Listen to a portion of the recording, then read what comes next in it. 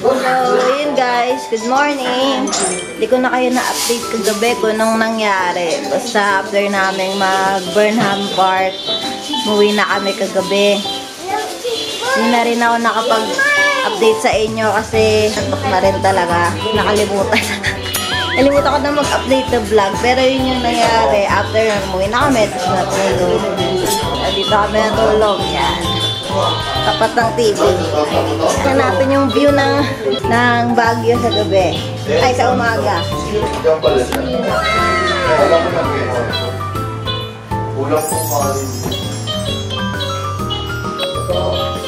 Uy, ang galing niya na.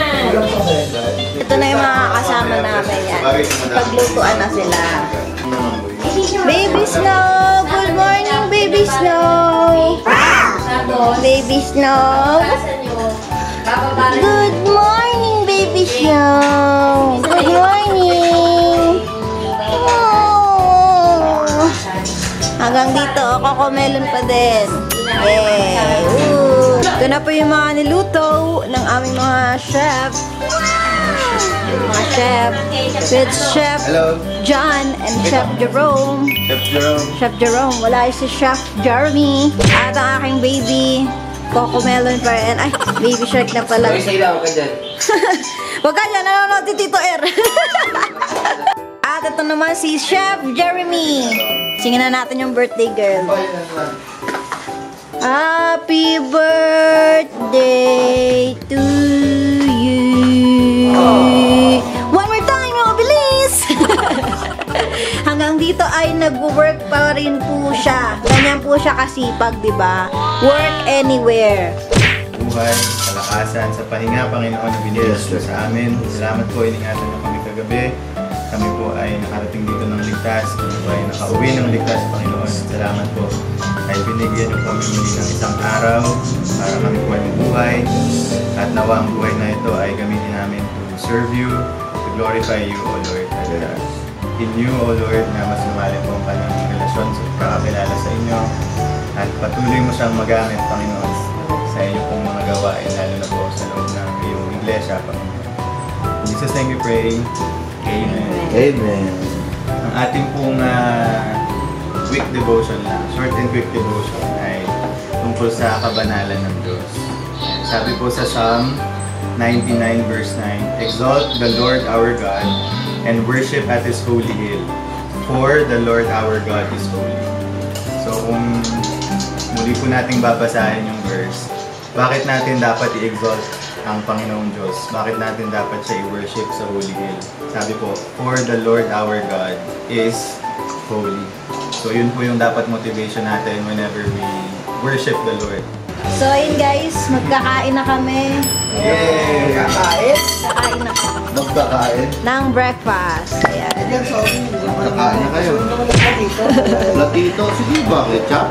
Oo, alam ko na yung ano ko eh. So, ayun guys, kakalabas lang namin ng aming apartment at ngayon ay pupunta kami sa Strawberry Farm. Ayan, at iiwanan namin si Kia dito. Kami ay magko-commute lang para makatipid kami at di kami maagawan ng parking space dito sa apartment. Ayan, ngayon ay nag-aabang na kami guys ng jeep. Ayan po ating mga kasama. Wow! Ready na po sila. Ayan. Ano na? Dating ang araw. Ano? Ako na yung hawakan niya. Ganun ba yun? O sige. Oo, diba? Perfect. Mag-videoan namin kayong naglalakad ng magkasama.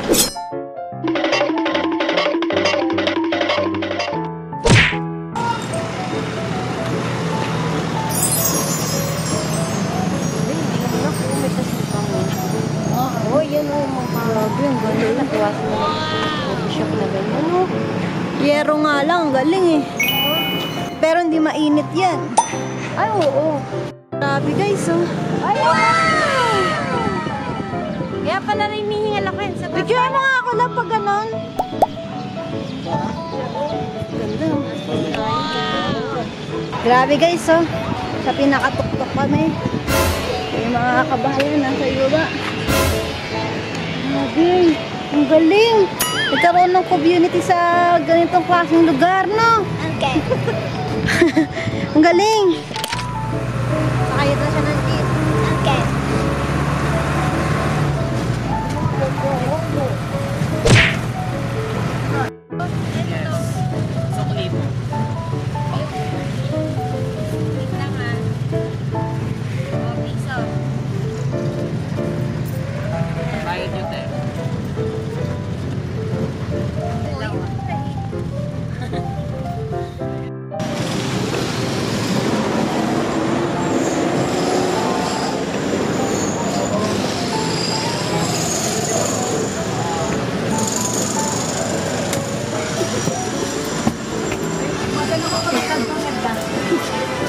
Japan.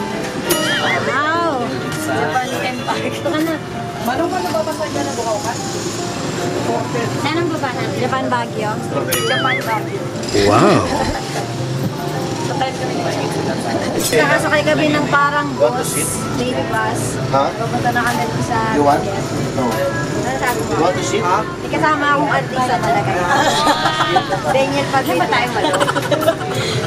Kata ka nga. Kasi Yung ano, nung Ayaw kumanta niya ni Daniel. 1860 po ang isa.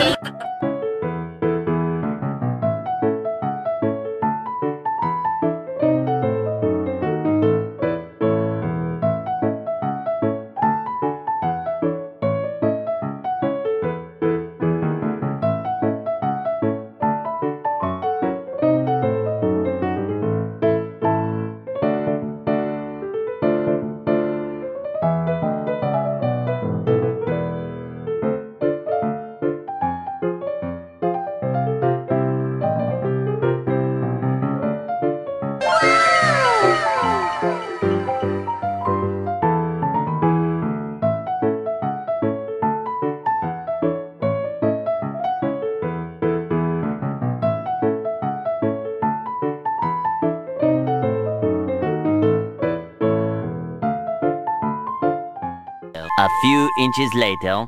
Tsaka si Eva. Pwede yan. Walang kaya. ayan, nandito na tayo sa Strawberry Farm. After na ilang oras na pag-ubiyahe namin, punta na kami sa Strawberry Farm. Go, go, go! So, let's go! Okay. Kasi natulog-tulugan. Mga kasama. Ito yung mga bilihan, guys. Depende sa timba. Kayo dito.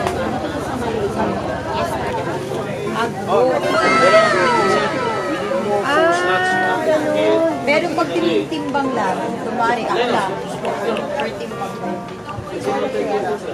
Yun guys, kami sa Strawberry Farm. Sayang. At may mga takip sila ngayon dahil mawala na panahon. Kaya may mga takip sila. Pero nung nakaraang pumunta kami, wala silang takip. Oh no! Ngayon is may mga takip sila. Libutin natin yung lugar guys.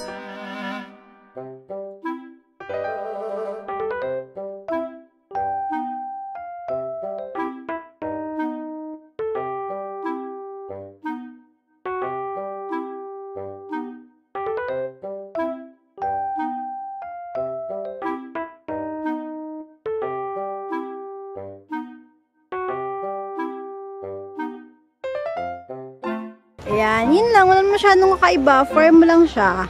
Okay. Pero nakaka-refreshing lang. Nakaka-relax yung vibes. Walang masyadong pollution. Kitang-kita niyo yung fog dun sa likod, oh. Strawberry. Oh, para siyang uso. Tingnan mo nga. Tingnan mo nga yung strawberry. Tingnan mo. Mga strawberry dito. Bigyan mo ng strawberry to. Kuha ka dyan, oh. Abot mo naman yan, eh.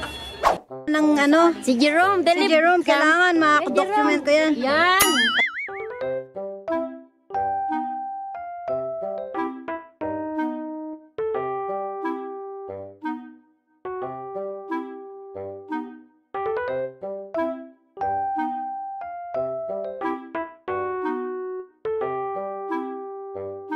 Galing. Madami rin, no? 1 kilo. Hindi. Wala mo lang. Kasya lang yan sa ganyan. Nasukat na nila yan, eh. Wow! Tikman nga natin. Pamalit lang. Ay, ano yan? Totoong strawberry yan? Sarap lang yan, di ba? Opo. Magkano maliit lang? 50? Opo. Gusto mo ako tikman? Sige. Isa lang, 50 lang. Siyempre, sa labas, guys, maraming mga bilihan. So, yan sila. Yung mga bilihan dito. Bilihan ng mga pasalubong. At natry nga natin itong strawberry shake. Yan, ma'am. 50 lang. Oh, tikman mo. Teka lang. Ay, favorite mo yan, di ba? Strawberry! Favorite mo yan eh. Okay.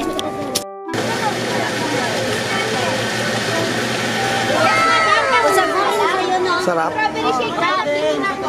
Anong sa'yo? Consider natin, madam, pinipilahan, madam. Yes, anong size, madam? Sige, kain na kayo. Ay, mag-break ka muna, Air. Dito kami sa kainan. Kain kami. Dito na kami kakain ng lunch. Tapos diretso na kami sa sa Ifugao something. So yun guys. Papunta kami ngayon sa Igorot Kingdom. At commute lang kami. Tingnan natin kung makakarating kami doon through commute. So, from Strawberry Farm, bumaba kami dito sa may Jollibee La Trinidad. Tapos, sasakay kami ng jeep dito pa Longlong. Pagdating doon ay magta-taxi kami. So, samahan nyo kami sa commute namin para makarating sa Igorot Kingdom.